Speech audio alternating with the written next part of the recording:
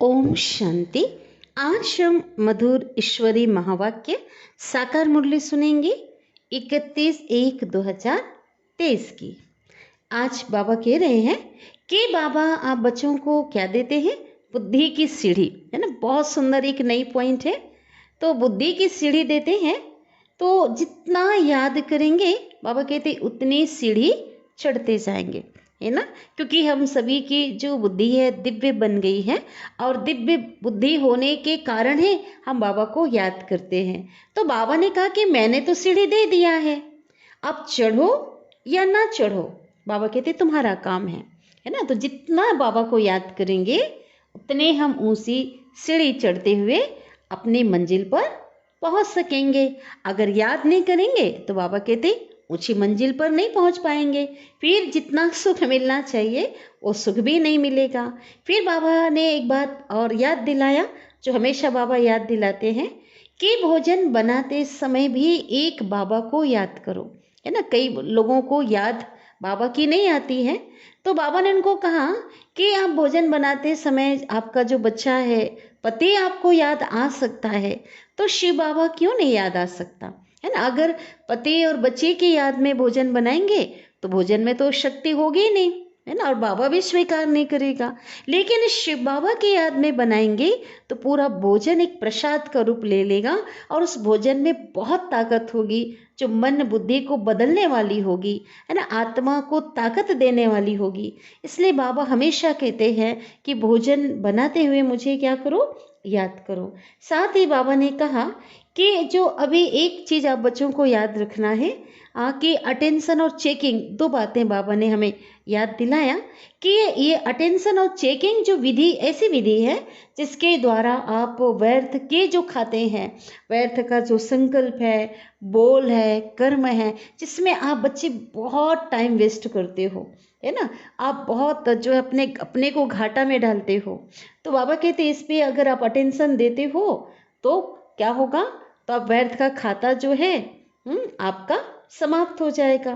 तो कौन सा अटेंशन देना है, बाबा ने कहा कि आप जो हो उसकी स्मृति में रहो। बाबा ने कहा मैंने तो आप बच्चों को याद दिलाया है, मैंने तो अधिकार दे दिया है, पावर दे दी है कि आप कौन हो, मास्टर सर्वशक्तिवान हो। तो बाबा ने कहा बार बार अटेंशन आपने आपको याद दिलाओ कि मैं मास्टर सर्वशक्तिवान हूँ। तो जो शक्ति, बाबा कहते हैं शक्ति है तो जो चाहे वो कर सकते हैं। फिर बाबा ने कहा कि आप बच्चे जो हैं ईश्वरीय नशे में सदा रहो, है ना। हमेशा आप बच्चों को याद रहे बाबा हमें बहुत ऊंचा पद हम बच्चों को दे रहे हैं। फिर बाबा कहते हैं कि आगे चल कर के बाबा ने बताया था पहले ही, और प्रैक्टिकल में हम आदि स्वंत तक अभी तक ये चलता आया है, कि अच्छे अच्छे जो बच्चे हैं वो क्या हो गए, बाबा के पास आकर के वो भागंती हो गए। फिर बाबा कह रहे थे, आज कह रहे हैं कि जो भी भक्ति मार्ग में जो भी साक्षात्कार कराना होता है तो वो मैं ही कराता हूँ। आज जैसे लक्ष्मी की अगर कोई पत्थर की मूर्ति की पूजा करते हैं तो बाबा कहते हैं लक्ष्मी को थोड़ी देगी, देना तो मुझे ही पड़ेगा ना। और लोगों के जो साक्षात्कार के द्वारा लोगों की भावना ऐसी बैठ जाती है, जो वो समझते हैं कि यही जो इन्होंने ही हमें दिया है ना, जिनकी पूजा करते हैं। तो बाबा कहते हैं वो तो सब कुछ करने वाला मैं हूँ। तो अभी हम जो है बाबा की मुरली सुनते हैं, आज विस्तार से ईश्वरीय महावाक्य को, और बहुत प्यारी मुरली चली है। और हर दिन की जो वाणी होती है, सच में अगर किसी को इसका रस मिल जाए ना, वो कभी मिस ना करे। बाबा कितनी मीठी मीठी बाबा बातें हम बच्चों से करते हैं, रूह रिहान, है ना। बाबा का प्यार, बाबा का दुलार, बाबा का वरदान, पुरुषार्थ की नई नई विधियाँ, माया से बचने की युक्तियाँ, कितना नशा बाबा चढ़ाते हैं। तो ऐसे ही हम बच्चों को आत्मा समझ कर की एकदम चात्रक होकर के बाबा की मुरली को सुननी है, और बहुत डीप में जाकर, गहराई में जाकर उसका आनंद लेते हुए उसका अनुसरण करना है।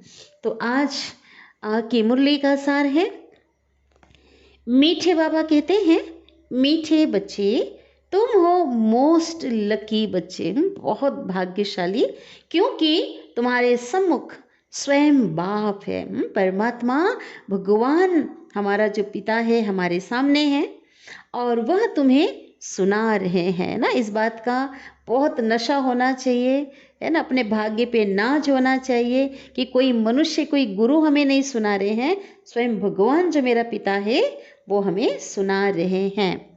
आज की मुरली का प्रश्न है, भक्ति मार्ग का कौन सा संस्कार अभी तुम बच्चों में नहीं हो सकता, क्यों?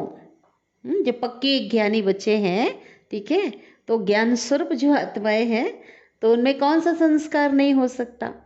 उत्तर है, भक्ति मार्ग में जिस भी देवी या देवता के पास जाएंगे उससे कुछ ना कुछ मांगते ही रहेंगे, है ना। रॉयल भिखारी बन जाते हैं। किसी से धन मांगेंगे, किसी से पुत्र मांगेंगे। तो बाबा कहते हैं जो मांगने के जो संस्कार है ना, अभी तुम बच्चों में नहीं हो सकते। क्यों? क्योंकि बाप ने संगम पर तुम्हें कामधेनु बनाया है।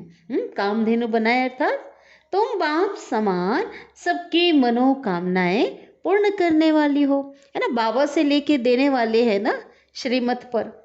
तुम स्वयं के प्रति कोई आशा नहीं रख सकते। तुम जानते हो फल देने वाला एक ही दाता बाप है ना। तो मांगने की दरकार नहीं है, जिसे याद करने से सब प्राप्तियां हो जाती है। इसलिए मांगने के संस्कार समाप्त हो जाते हैं। गीत बजा है ओम नमो शिवाय। ओम शांति। भगवानु वाच, है ना। हमें कौन सुना रहे हैं? स्वयं भगवान सुना रहे हैं। अब अच्छी रीति समझकर फिर समझाने के लिए एक गीता शास्त्र ही है।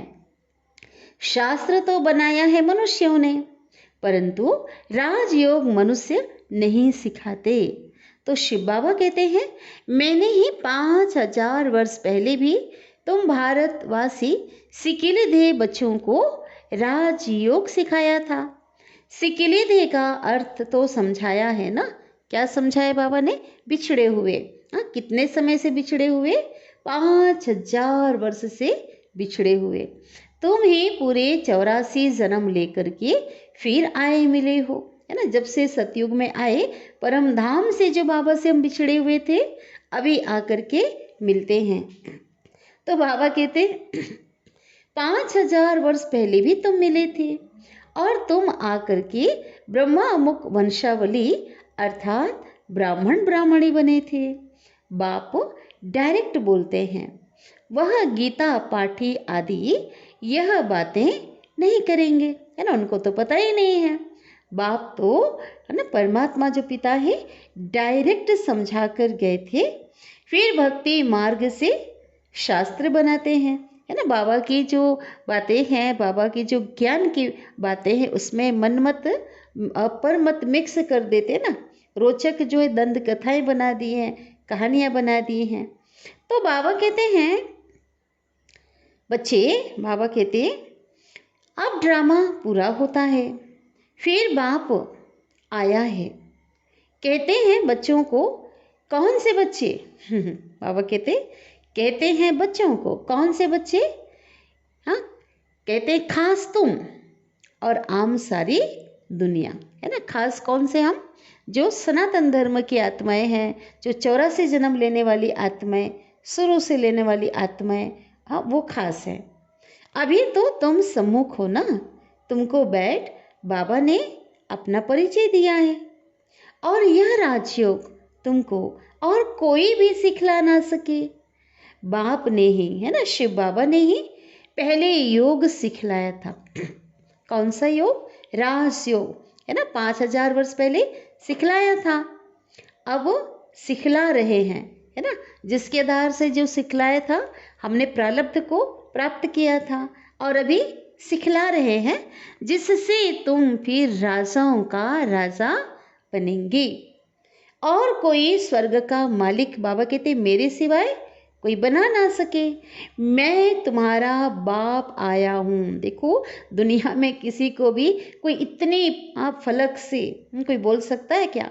इतने अधिकार से हिम्मत नहीं किसी की। सच में जो सबका पिता है वही कह सकता है। और बाबा यहाँ कितनी पावर के साथ, अधिकार के साथ, है ना, कहते हैं मैं तुम्हारा बाप आया हूँ फिर से तुमको राजयोग सिखलाने। अच्छा, अब बाबा तुमको झाड़ पर समझाते हैं, कल्प वृक्ष के ऊपर समझाते हैं। यह समझाने भी बहुत जरूरी है। इनको कल्प वृक्ष कहा जाता है। तो शिव बाबा कहते हैं यह मनुष्य सृष्टि रूपी जो झाड़ है यही क्या है, कल्प वृक्ष है। एक कल्प की आयु 5000 वर्ष की होती है। वह गीता सुनाने वाले कहेंगे भगवान ने यह कहा था, है ना। देखो, हम भी गीता ज्ञान सुन रहे हैं और दुनिया वाले भी मनुष्यों के द्वारा बनाई हुई गीता शास्त्र सुन रहे हैं। तो बहुत सुंदर पॉइंट अभी हम सुनने जा रहे हैं।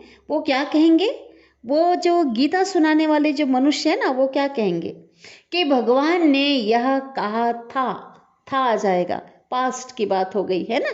और बाबा कहते तुम क्या कहेंगे, तुम कहेंगे भगवान कह रहा है ना। भगवान यह कह रहा है, कितना फर्क पड़ गया। उसने कहा था और अभी हम कहेंगे प्रैक्टिकल अनुभव के आधार पे हम कहते हैं ना, वो कह रहा है यह मनुष्य सृष्टि का झाड़ है, इसमें कोई फल फ्रूट आम आदि नहीं है। उस फल फ्रूट का जो झाड़ होता है ना, बाबा कहते जो आम है, जामुन है, जो भी पेड़ होते हैं, फलदार वृक्ष जो होता है, उनका जो बीज है, जो जड़ बीज है, वो क्या होता है, वो उनका बीज नीचे होता है ना। झाड़ ऊपर में होता है ना। हर बीज जमीन पे बोया जाता है तो जड़ नीचे निकलेगा ना। तो बाबा कहते हैं लेकिन ये जो कल्प वृक्ष है, मनुष्य सृष्टि का जो चैतन्य झाड़ है, तो इनका बीज भी कैसा है, चैतन्य है, ऊपर वाला शिव बाबा है और बीज ऊपर है, तो झाड़ कैसा है, उल्टा है ना। बहुत क्लियर दिखाया है। तो कभी भी कल्प वृक्ष का आप चित्र देखेंगे प्रदर्शनी के चित्रों में, किताबों में, है ना, कैलेंडर में, अपना जो ज्ञान का है उसमें एक सीधा पेड़ दिखाया है, एक छोटा सा उल्टा पेड़ दिखाया है तो कल्प वृक्ष उल्टा, लेकिन समझाने के लिए सीधा करके समझाया गया है, लेकिन वो उल्टा है। कहते भी है ना, लोग भी क्या कहते हैं, ईश्वर ने हमको पैदा किया है, अर्थात बाप ने बच्चे दिए हैं बाप ने धन दिया है। लौकिक दुनिया में भले परमात्मा की पहचान नहीं होती है, लेकिन ऐसी बातों में हर कोई इस बात को स्वीकार करता है कि सब कुछ ईश्वर का दिया हुआ है, ऐसा कहते हैं कहते हैं बाबा आप हमारे सब दुख दूर करो। बाबा बाबा कहते रहते हैं। कौन, भक्ति मार्ग में जो बाबा के बच्चे हैं, बाबा के बच्चे तो सभी हैं ना, जो अज्ञानी आत्माएं हैं वो भी कहते रहते हैं। लक्ष्मी नारायण के आगे भी जाते हैं और उनसे भी मांगते हैं। महालक्ष्मी को क्या कहते हैं, महालक्ष्मी हमको धन दो। तो शिव बाबा कहते हैं तो ये सब मांगने के संस्कार है ना, कब से शुरू हुआ, द्वापर काल से मांगने के संस्कार शुरू हुए जो अब तक चले आ रहे हैं। तो बाबा कहते जगत अम्बा से भी कोई पुत्र मांगेंगे तो कोई कहेंगे हमारी बीमारी दूर करो। लक्ष्मी के आगे ऐसी आशाएं नहीं रखेंगे, है ना। बाबा कहते बहुत बड़ी बात है ये कि कभी भी लक्ष्मी के पास जाके नहीं कहेंगे हमको शक्ति दो। लक्ष्मी से केवल धन मांगते हैं। अब समझ में आ गया हम बच्चों को, क्योंकि प्रारब्ध जो है, सतयुगी प्रारब्ध जो मिलती है, तो लक्ष्मी तो क्या होगी, विश्व की महारानी है ना, विश्व महाराजन की विश्व महारानी है। तो उस समय बहुत अपार धन संपदा की मालिक है वो, इसलिए उनसे क्या मांगते, धन मांगते हैं। यह तो तुम जानते हो जगत अम्बा सो लक्ष्मी, है ना। संगम युग में जो जगत अम्बा है, सरस्वती है, वही भविष्य में क्या बनती है, लक्ष्मी। और वही फिर 84 जन्मों का चक्र लगा करके फिर जगत अम्बा संगम में बनती है। झाड़ में भी देखो जगत अम्बा बैठी है ना। आप कल्प वृक्ष का चित्र हम देखते हैं तो जड़ में ब्रह्मा बाबा के साथ तपस्या करते हुए सरस्वती जो जगत अम्बा भी गुप्त रूप में बैठी हुई है ना। और बाबा के हम सभी बच्चे हैं, है ना। कुछ मुख्य का चित्र दिखाया है, हम सभी उसके नीचे हैं।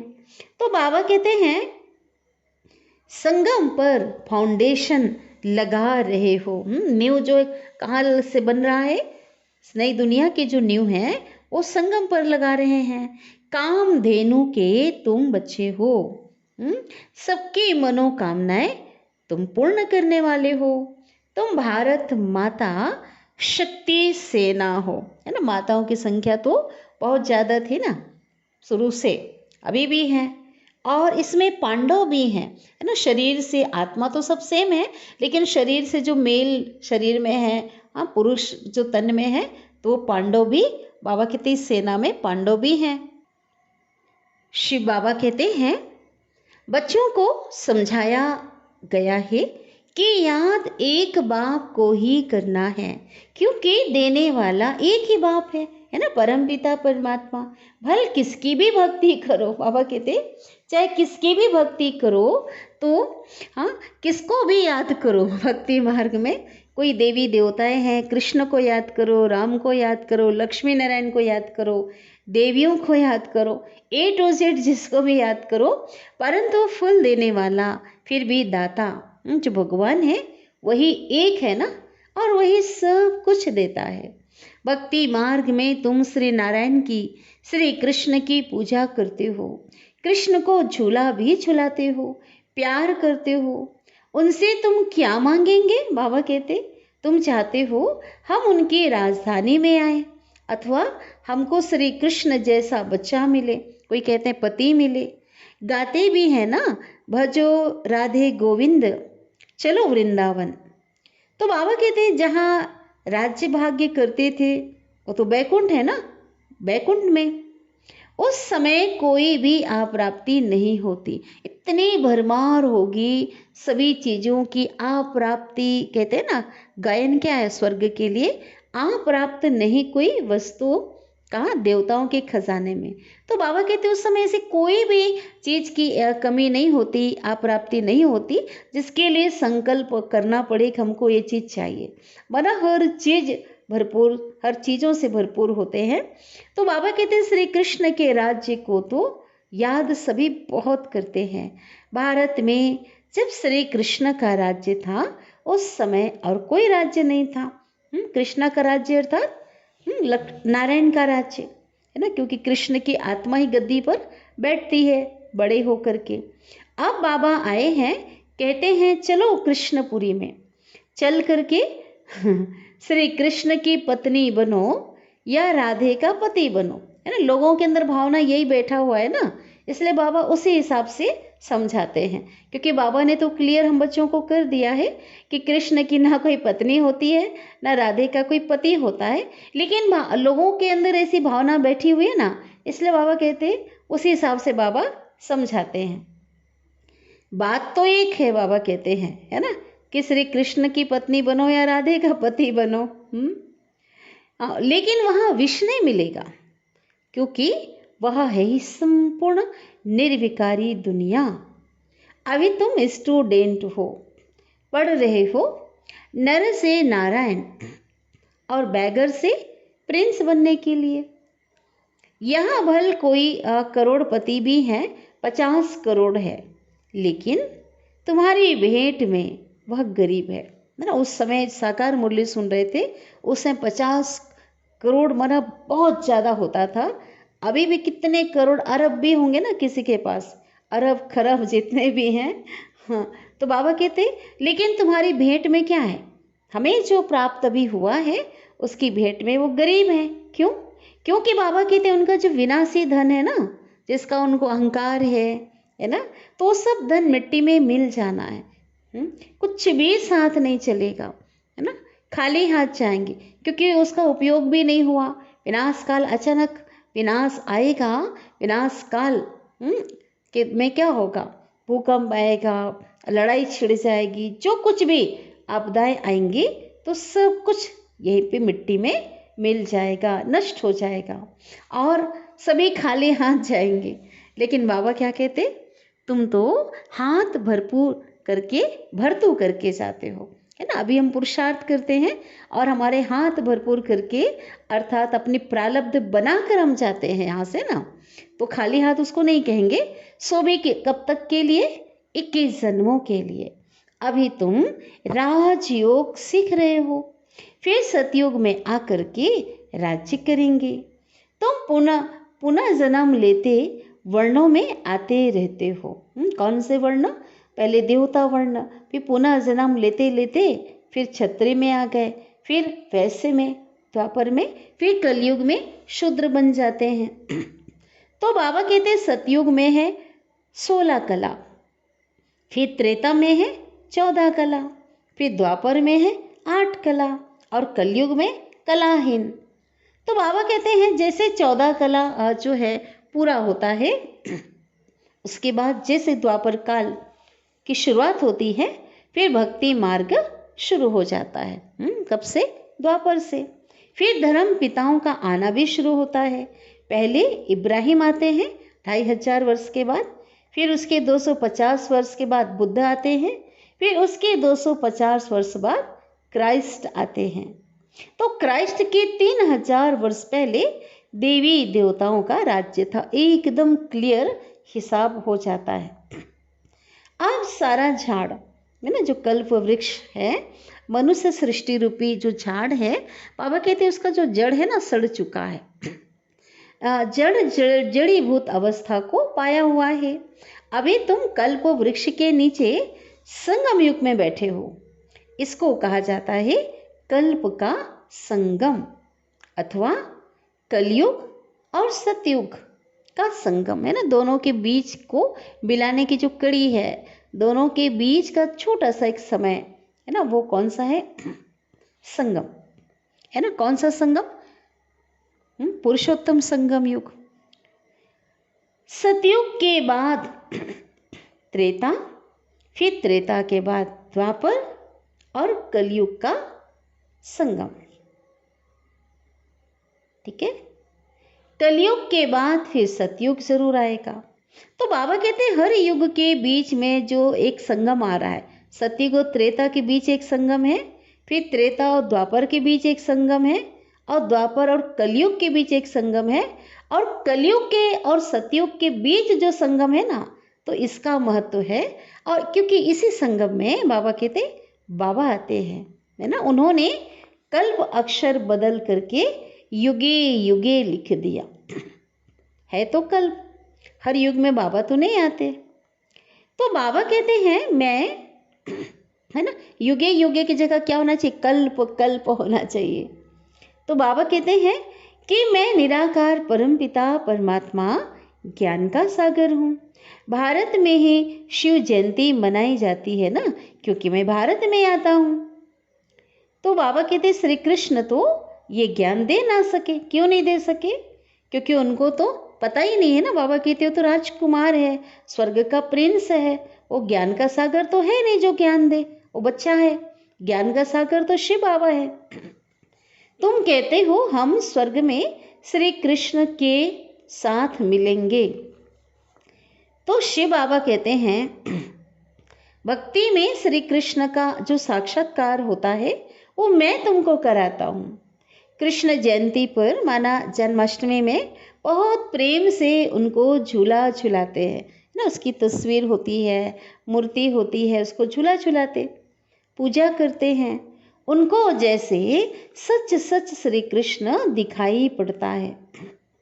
तो जैसी उनकी आस्था होती है, विश्वास होता है, भावना होती है, वैसे बाबा कहते हैं क्या होता है, उनको साक्षात्कार होगा है ना। और साक्षात्कार भी मैं कराता हूँ कहते हैं बाबा। तो कृष्ण का चित्र होगा ना, तो उनको भी उठा करके बाकी पहनेंगे, गले से लगा लेते हैं। भक्ति मार्ग में मैं ही मदद करता हूँ, क्योंकि दाता मैं हूँ ना। लक्ष्मी की पूजा करते हैं। अब वह तो है पत्थर की मूर्ति, वो क्या देगी? बाबा कहते देना तो फिर मुझे ही पड़ता है ना भाई। मेरे बच्चे जो हैं इतने पुकार रहे हैं, मेरे बच्चे जो हैं आशाएं रखते हैं। बाबा कहते देना किसको पड़ेगा? बाबा कहते मुझे ही पड़ता है ना। साक्षात्कार भी मैं ही कराता हूँ, और ये साक्षात्कार कराना भी ड्रामा में नूंद है। जैसे कहते हैं ना, परमपिता परमात्मा के हुक्म से पत्ता पत्ता हिलता है, क्योंकि वह समझते हैं ये भक्ति मार्ग की बातें हैं। कहते हैं ना, पत्ता पत्ता हिलता है उसके हुक्म से, क्योंकि समझते हैं पत्ते पत्ते में परमात्मा है, ऐसा समझते हैं। अब शिव बाबा कहते हैं, क्या परमात्मा बैठकर पत्ते को हुक्म करेगा क्या? और तो नेचुरल हवा हवा से हिलती है ना, अब शिव बाबा थोड़ी कहेगा उसको। तो ये भी ड्रामा बना हुआ है ना। तो इसका बाबा ने एक राज ये बताया था कि जैसे संगम युग के हम कल्प वृक्ष के कौन है, पत्ते हैं। तो बाबा संगम में हम बच्चों को डायरेक्शन देते हैं और उनके डायरेक्शन के आधार पे हम चलते हैं। ये हो गया पत्ते पत्ते को हिलाना। लेकिन उस रूप में जो लोग मानते हैं ना, तो वो हिलाना नहीं है लेकिन हिलाना अर्थात श्रीमत देना, और श्रीमत प्रमाण हम चलते हैं, अनुसरण करते हैं, अर्थात उनके डायरेक्शन से हम पत्ते, आत्मा रूपी जो पत्ते हैं संगम युग में हिलते हैं, ये बात है। लेकिन उन्होंने स्थूल पत्ते को की बात कर दी है। तो शिव बाबा कहते हैं, क्या परमात्मा बैठ पत्ते को हुक्म करेगा क्या? अभी तुम जैसी एक्ट कर रहे हो, है ना, जो कर्म कर रहे हो, जो पार्ट बजा रहे हो, वहाँ कल्प के बाद भी तुम ऐसे ही करेंगे। जो कुछ शूटिंग में शूट हुआ होगा वही चलेगा, इसमें कुछ भी फर्क नहीं पड़ सकता। ड्रामा को भी अच्छी रीति समझना है। तो बाबा समझाते हैं, बेहद का सुख कल्प कल्प भारत को ही मिलता है, परंतु जो ब्राह्मण बनते हैं वही वर्णों में आते हैं, 84 जन्म लेते हैं, फिर औरों के जन्म नंबरवार कम होते जाएंगे ना। जो आत्माएं शुरू से नहीं आएंगे, जैसे जैसे आएंगे वैसे वैसे उनका जो जन्म है वो बाबा कहते हैं क्या होगा, कम होते जाएंगे, है ना। पीछे आएंगे तो उनके ज़्यादा जन्म तो हो नहीं सकते। कितने छोटे छोटे मठ पंथ हैं, है ना। ऊपर में दिखाया कल्प वृक्ष में मठ पंथ आश्रम समाज, बहुत छोटी छोटी टालियाँ दिखाई। वह उन्हों की महिमा है, क्योंकि पवित्र है ना। शुरू शुरू आत्माएं परम धाम से आती हैं तो महिमा योग्य बनती हैं, क्योंकि पवित्रता की पूजा होती है, पवित्रता की महिमा होती है। तो थोड़े समय के लिए होता है, उनकी जो पवित्रता होती है ना, तो थोड़े समय उनकी महिमा का गायन आदि होता है। तो बाबा कहते हैं, स्वर्ग का रचयिता तो शिव बाबा है ना, बाप है, और कोई मनुष्य थोड़ी ही स्वर्ग रचेगा। फिर राजयोग भी कोई सिखलावे, फिर, है ना। अगर स्वर्ग कोई रचे तो राजयोग भी कोई और सिखलावे। अब तो बाप के सिवाय तो कोई सिखला नहीं सकते, किसी को पता ही नहीं राजयोग के बारे में, हठ योग सिखलाते हैं। अभी तुम श्री कृष्णपुरी में जाने के लिए राजयोग सीख रहे हो। तो बाबा कहते हैं जो पुरुषार्थ है वो हमेशा ऊंचा करना चाहिए ना। तुम कहते हो ना कि श्री कृष्ण जैसा बच्चा मिले, है ना, आशाएं ऐसी रखते हैं ना, ऐसा संकल्प करते हैं, श्री कृष्ण जैसा पति मिले। तो बाबा कहते श्री कृष्ण ही तो नारायण बनता है ना, फिर श्री कृष्ण जैसा क्यों कहते हो? तुमको तो कहना चाहिए नारायण जैसा पति मिले। बाबा कहते नारद ने भी कहा था ना, माना कहानी बनी हुई है, हम लक्ष्मी को बने, राधे के लिए नहीं कहा था ना। बहुत वंडरफुल बात। नारद ने किसको बनने के लिए कहा था? लक्ष्मी को, राधे के लिए नहीं कहा था। तो बाबा कहते तुमको भी कृष्ण की जगह क्या कहना चाहिए? हमको नारायण जैसा पति मिले। आप समझाते हैं तुमको कृष्णपुरी में चलना है तो खूब पुरुषार्थ करो। शिव बाबा समझाते वह है श्री कृष्ण का दैवी कुल, कंस का है आसुरी कुल। तुम अभी हो संगम युग पर, शूद्र संप्रदाय तो ब्राह्मण ब्राह्मणी कहला ना सके। जो ब्राह्मण ना कहलाए तो क्या है वो? फिर तो वो शूद्र वर्ण के हो गए, है ना। ब्राह्मण नहीं बने, देहभान में अगर हैं, विकारों में हिरे हुए हैं, है ना, पतित आत्माएं, फिर तो क्या हो गए? वो तो शूद्र वर्ण हो गया। तो बाबा कहते हैं भारत ही स्वर्ग बनता है, फिर भारत ही नरक बन जाता है। लक्ष्मी नारायण को भी 84 जन्म ले, रजो तमो में आना ही है, जबकि वह भी चक्र में आते हैं। तो बुद्ध आदि वापिस निर्वाण धाम में कैसे जा सकते हैं? है ना, बहुत वंडरफुल बातें बाबा कहते हैं, बिल्कुल सत्य बात है। जो विश्व के महाराजा हैं, महारानी हैं, है ना, सबके जो पूर्वज आत्माएं हैं, पहले नंबर की जो आत्माएं, जब वो पुनर्जन्म में आते हैं तो फिर बाबा कहते बाकी फिर कैसे नहीं आएंगे? सबको आना है। तो शिव बाबा कहते हैं तो बुद्ध आदि फिर वापिस निर्वाण धाम में कैसे जा सकते हैं? नारायण को भी 84 जन्म लेकर के रजो तमो में नीचे आना है ना, जबकि वह चक्र में आते।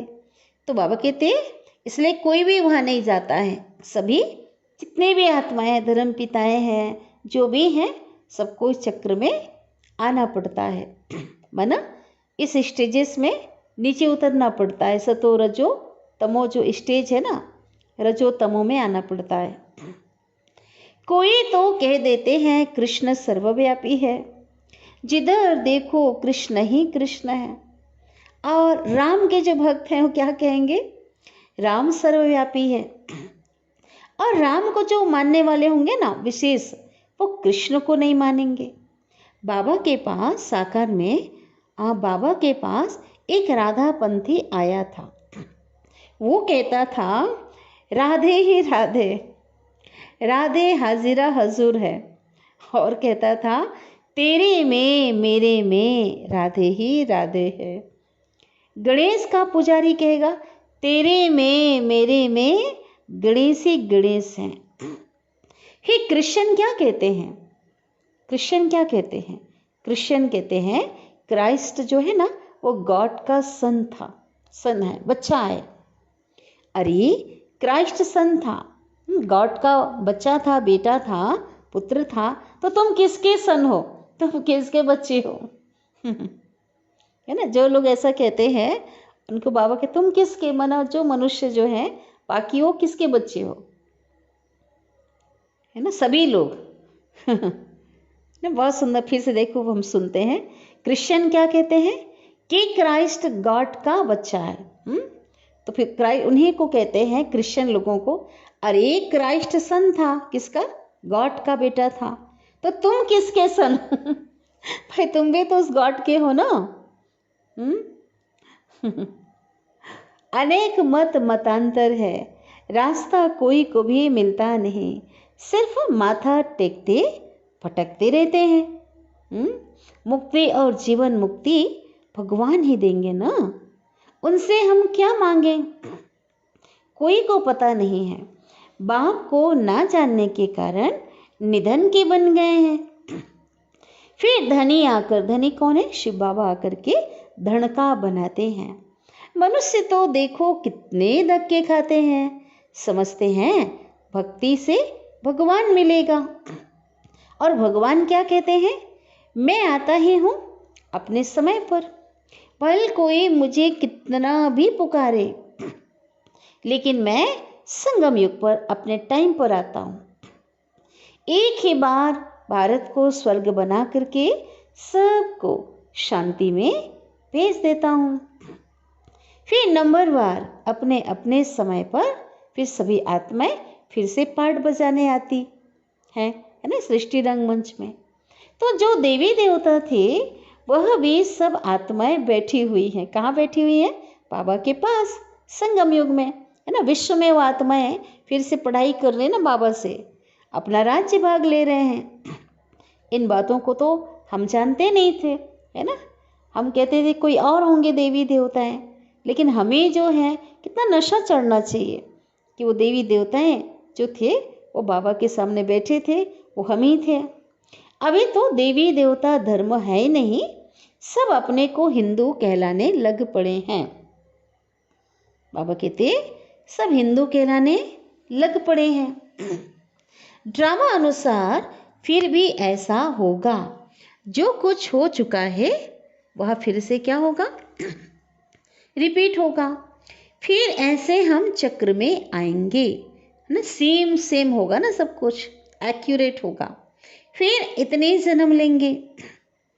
हिसाब निकालो, हर एक धर्म वाले पीछे कितने जन्म लेंगे। झाड़ पर समझाना बहुत सहज है ना। बीज से समझाना शुरू करें, बीज से कैसा जड़, और जड़ से तना, तना से शाखाएं, टाल टालियां, पत्ते। पापा कहते बहुत जो है सहज है समझाना।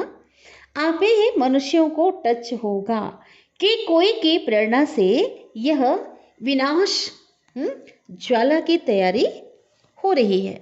यूरोपवासी यादव बॉम्ब्स बनाते हैं, वो भी क्या कहते हैं, वो भी जानते हैं कि इससे कोई बचने वाला नहीं है ना, ये महाविनाशकारी चीजें हैं। लेकिन बाबा कहते ना चाहते हुए भी मौत का सामान बनाते रहते हैं ना। उनको लगता है कि कोई हमको प्रेरित कर रहा है, जो हमारे हाथ नहीं रुक रहे हैं। हमारी बुद्धि भी जो है गवाही नहीं दे रही है कि हम रोक दें। तो धीरे धीरे प्रभाव पड़ेगा, धीरे धीरे झाड़ बढ़ता है ना। देखो छोटा सा एक झाड़ था ना, भगवान ने एक छोटा सा पौधा लगाया, एक विशाल वट वृक्ष बन गया है ना। बाबा के बच्चे पूरे विश्व में है ना आज फैल गए हैं। तो बाबा कहते हैं जो झाड़ है ना धीरे धीरे बढ़ता है। कोई कांटे से कली बनते हैं, डायरेक्ट फूल नहीं बनते, और कोई फूल बनते हैं, और कोई फूलों को तूफान लगता है ना, मायावी जो तूफान है, तो मुरझा जाते हैं। तो शिव बाबा ने कल्प कल्प कहा था है ना। बहुत अच्छे शब्द, मज़ेदार। बाबा का जो ये शब्द बहुत प्यारा लगता है, जो भी हम सुनने जा रहे हैं बाबा के शब्दों में। आश्चर्यवत सुनंती, एकदम ऐसे सुनेंगे कि पूछो मत, है ना। आश्चर्य से सुनेंगे ज्ञान बाबा का। पी कथंती, चार को सुनाएंगे भी भगवान के बारे में। अब फिर क्या होता है, अब फिर बाबा खुद कह रहे हैं फिर हमारे पास आवंती, बाबा के पास आते हैं। ब्रह्मा कुमार कुमारी बनंती, अब ब्रह्मा कुमार कुमारी भी बन जाते। कथंती, औरों को सुनाते हैं। फिर क्या होता, अहो मम माया, अच्छे अच्छे बच्चों को खावंती, माया ने अच्छे अच्छे बच्चों को क्या कर लिया, खाया, खा लिया, खत्म कर दिया। आगे चलकर देखना कैसे अच्छे अच्छे बच्चे भी खत्म हो जाते हैं। सो तो देखने में आता ही है, साकार से के समय से लेकर अब तक कितनी आत्माएं, अच्छी अच्छी आत्माएं आई, आज वो इस यज्ञ में नहीं है। उस पहाड़ी रावण राज्य में चले गए, उस पुरानी दुनिया में चले गए, शूद्र बन गए, बाबा को भूल गए। तो बाबा ने कहा ये तो होना ही था। जो पास्ट हो गया सो अब प्रेजेंट में बाबा समझाते हैं। फिर भक्ति मार्ग में इसी समय का क्या बनेगा, शास्त्र बनेगा, बनाएंगे। तो यह ड्रामा ऐसा बना हुआ है। अब बाप आकर के ब्रह्मा द्वारा सभी वेदों शास्त्रों का सार समझा रहे हैं। जो धर्म स्थापन करते हैं उनके नाम पर ही शास्त्र बनाते हैं, उसको धर्म शास्त्र कहते हैं। तो बाबा कहते हैं देवी देवता जो धर्म है उनका शास्त्र एक ही है, वो है गीता। हर एक धर्म का एक शास्त्र होना चाहिए, और है भी, है ना। मुख्य जो है श्रीमद् भागवत गीता, ठीक है। भगवानुवाच है, भगवान क्या कहते, भगवान ने आदि सनातन देवी देवता धर्म की क्या की थी, स्थापना की थी। कब की थी, 5000 वर्ष पहले। और यह है सबसे प्राचीन धर्म। अभी फिर से कर रहे हैं। हर एक धर्म का अपना अपना शास्त्र है। जैसे इस्लाम का क्या है, कुरान, है ना। बौद्धि लोग का क्या है, धम्मपद। क्रिश्चियन लोगों का क्या है, बाइबिल। तो जो वो पढ़ते रहते हैं। अभी तुम देवता बनते हो, लेकिन तुमको शास्त्र पढ़ने की दरकार नहीं है। वहाँ शास्त्र होता ही नहीं। कहाँ, सतयुग में। सतयुग में कोई शास्त्र नहीं होगा। यह सब खत्म हो जाएंगे, विनाश काल का समय, और सब नाम निशान खत्म हो जाएगा। फिर गीता कहाँ से आई, फिर बाबा कहते द्वापर में बैठकर मनुष्यों ने बनाई। जो गीता अभी है फिर भी वही गीता खोज कर निकालेंगे, है ना। खुदाई के दौरान कहीं कहीं ऐसे सुरक्षित ढंग से कहीं पर बॉक्स में कहीं पर ऐसे गीता मिलेगी, कुछ पन्ने मिलेंगे, जो कुछ भी कुछ तो मिलेगा ना, है ना। बाबा ने इस पे बताया था, है ना। साकार में अगर आप लोगों ने सुनी होगी, बाबा ने एक बहुत बड़े जो लोहे के ट्रंक, मैंने पढ़ी थी कि बहुत बड़े लोहे के ट्रंक में बहुत सारे जो मुरली है ना बाबा के ज्ञान की, तो ढेर बाबा ने ऐसा ट्रंक था, खूब मोटा मजबूत, है ना, जो इसको कुछ भी नहीं हो सकता अंदर, बहुत गहरा बाबा ने उसको दबवा दिया था। और बाबा ने, साकार बाबा कहते थे कि बच्चे द्वापर काल में जब खुदाई के दौरान निकलेगा ना, तो कुछ चाहिए ना लिखने के लिए, कुछ तो पॉइंट होने चाहिए। तो उस समय क्या कर दिया, इसलिए पूरा मिक्स कर दिया है ना, संगम की जो बातें हैं ना, और संगम से लगा हुआ सतयुग है, तो सतयुग कलयुग इधर है, तो ये सारा जो मिक्सअप जो कर दिया है, तो ये बाबा ने कहा ना फिर भी वही गीता खोज कर निकालेंगे। तो कई ऐसी किताबें निकलेंगी ज्ञान की जो बातें हैं, जो उनको उस पर उनकी माइंड चलेगी, उस पर विचार करेंगे और अपने हिसाब से वो लिखेंगे। इसलिए उसमें गीता में जो बातें हैं ना, उसमें भगवान की कही हुई कोई जो बातें भी हैं, सार युक्त बातें हैं, सच्चाई है, और कई दंत पर कथाएं मिक्स है। तो जैसे कल्प पहले बनाई है वैसे फिर यह शास्त्र बनेंगे, भक्ति मार्ग की सामग्री बनती ही जाएगी। बाबा समझाते हैं, सिकिलिदे बच्चिए, मुझ बाप की श्रीमत पर चलकर श्रेष्ठ बनो।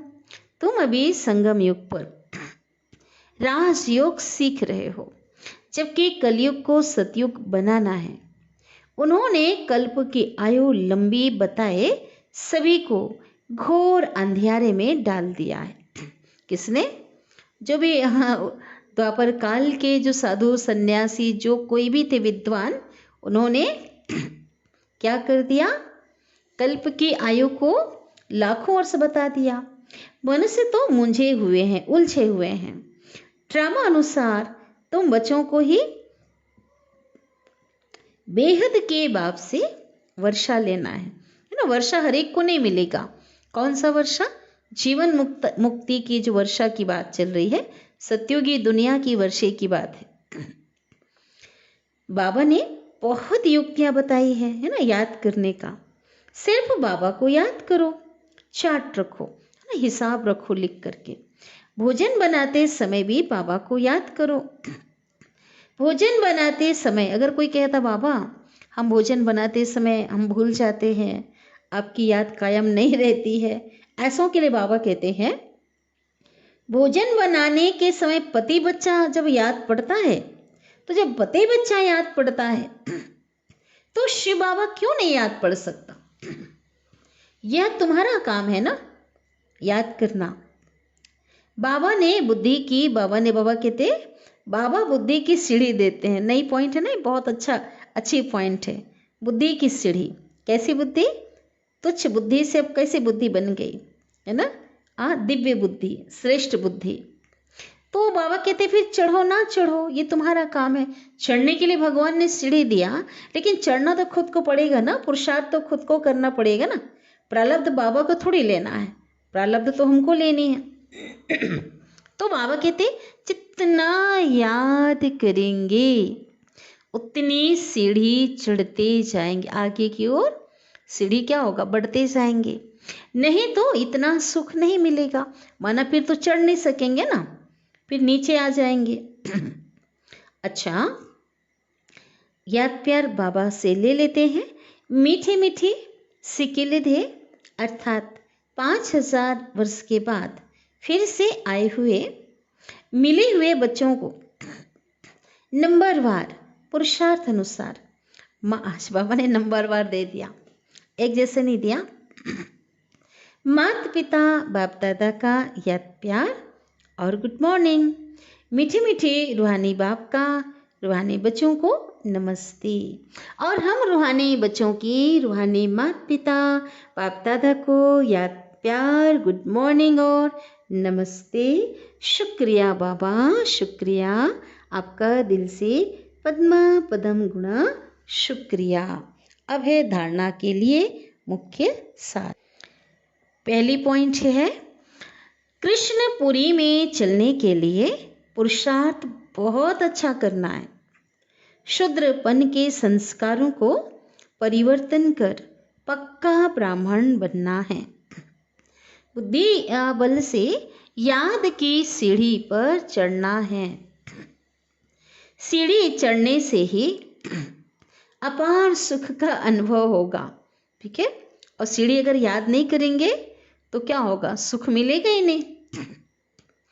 अब सदगुरु बाबा हम बच्चों को वरदान दे रहे हैं, अटेंशन और चेकिंग की विधि द्वारा व्यर्थ के खाते को समाप्त करने वाले मास्टर सर्वशक्तिमान भव।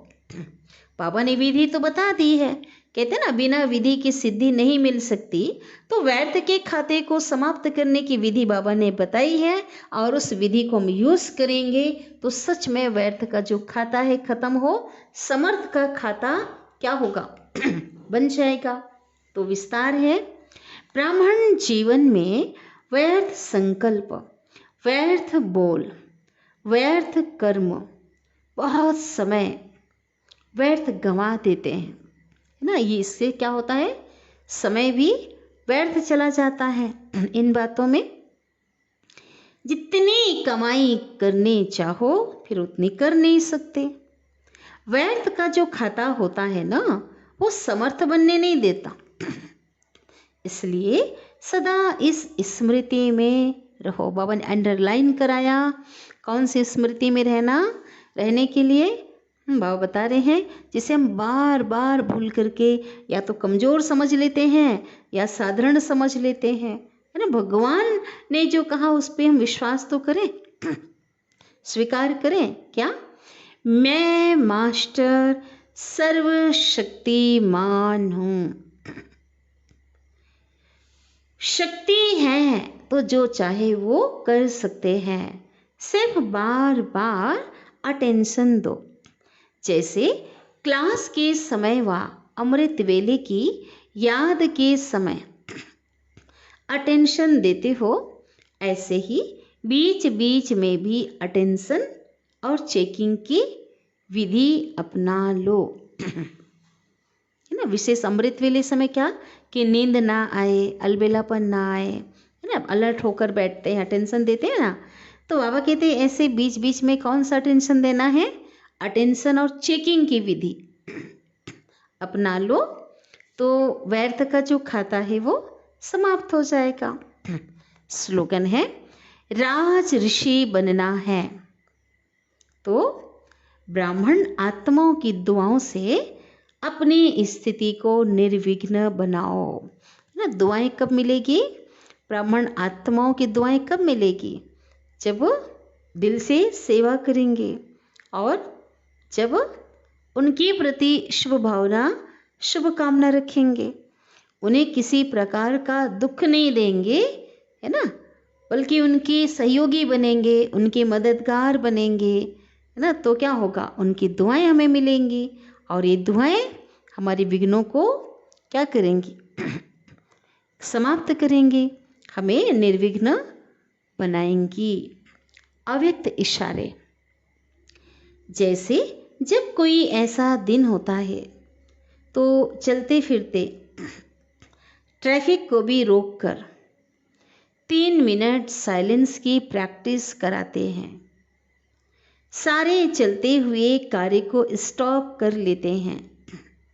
ऐसे आप जो भी कार्य करते हो या बात करते हो, तो बीच बीच में यह संकल्पों की ट्रैफिक को, जो विचार जो चल रहे हैं ना यहाँ वहाँ, बाबा कहते जो विचार हैं उन विचारों की बीच बीच में बाबा कहते क्या करना है, सारे चलते हुए सारे कार्य को स्टॉप कर लेते हैं।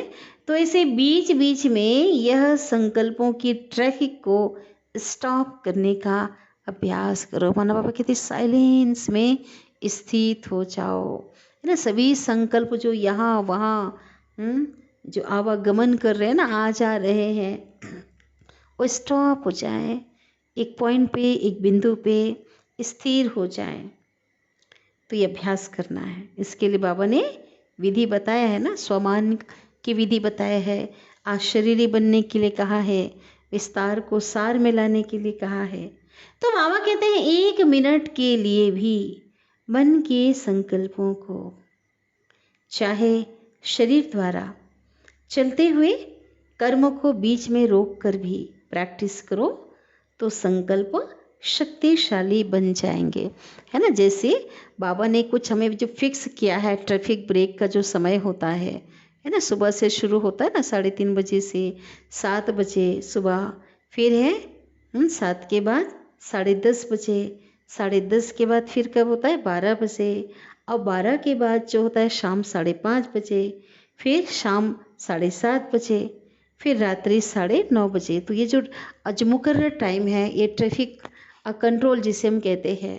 तो ऐसे ही बाबा कहते हैं कुछ भी अगर वो टाइमिंग आता है तो सब काम जो भी कर रहे हैं थोड़ी देर के लिए रोक करके, स्टॉप करके आप जो है बिल्कुल संकल्प को स्टॉप करें ना, ट्रैफिक जो संकल्पों का है। तो ये बाबा कह रहे हैं। तो ऐसा ही तो क्या होगा, ऐसा प्रैक्टिस करेंगे तो जो संकल्प है वो शक्तिशाली बन जाएंगे। क्योंकि जो बहुत ज़्यादा संकल्प होते हैं ना, वो पावरफुल नहीं होते हैं, हाँ। लेकिन जिस संकल्प में जब जो कमी आ जाती है ना, तो वो क्या होते हैं, संकल्पों को जो हम ब्रेक देते हैं, स्थिर करते हैं, तो संकल्प भी बहुत शक्तिशाली बन जाते हैं। अच्छा, ओम शांति।